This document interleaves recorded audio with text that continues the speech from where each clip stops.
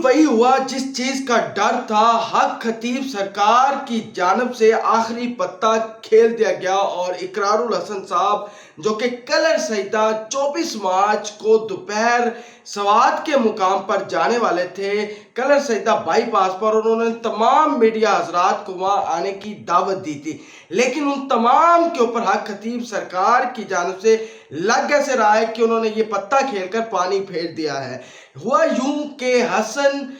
چیمہ صاحب ہیں جو کہ ڈپٹی کمشنر ہیں ڈسٹرکٹ راولپنڈی کے، ان کی جانب سے ایک نوٹیفکیشن اقرار الحسن صاحب کو موصول ہوتا ہے، جس کے مطابق یہ ہے کہ اقرار الحسن صاحب کا داخلہ جو ہے اس کے داخلے پر پابندی ہے کہ وہ کلر سیدہ نہیں آ سکتے، بین کر دیا گیا ہے۔ اگر وہ کلر سیدہ جاتے ہیں تو حکومتی مشینری جو ہے وہ ان کو گرفتار کر سکتی ہے، حرکت میں آئے گی، اور وہ تمام جو ہیں اس نوٹیفکیشن کی خلاف ورزی کرنے پر اقرار الحسن صاحب کو بہت سارے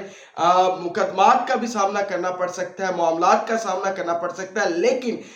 دوسری جانب جو بڑی خبر ہے کہ اقرار الحسن صاحب نے جب یہ ویڈیو بنائی اور یہ پیغام دیا تمام لوگوں تک کہ مجھ پہ پابندی کا نوٹیفکیشن جاری ہو چکا ہے، حق خطیب نے اپنا اثر رسوخ استعمال کرتے ہوئے مجھ پر جو پابندی لگائی ہے،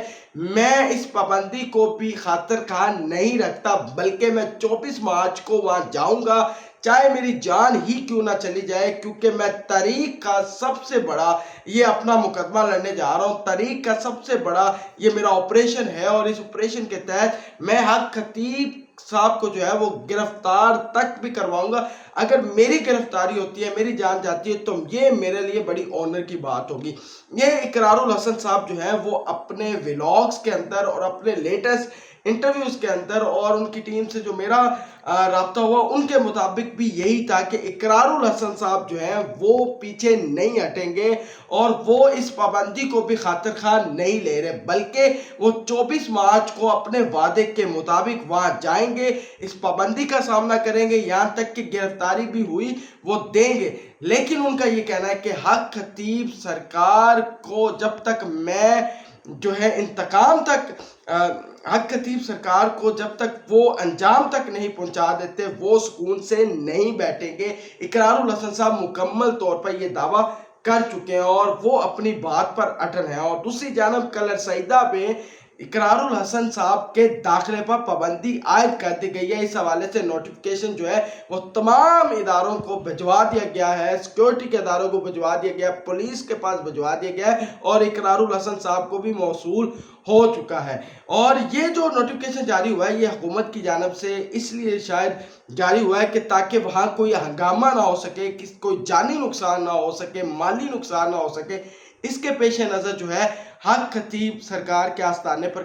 اقرار الحسن صاحب کو روکا جا رہا ہے۔ لیکن اقرار الحسن صاحب کا کہنا تھا کہ مشینری تب کہاں تھی جب وہاں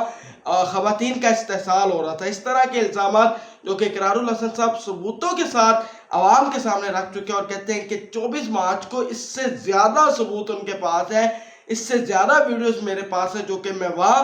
مین سٹریم میڈیا اور ڈیجیٹل میڈیا کے سامنے 24 مارچ کو کلر سیدہ سوات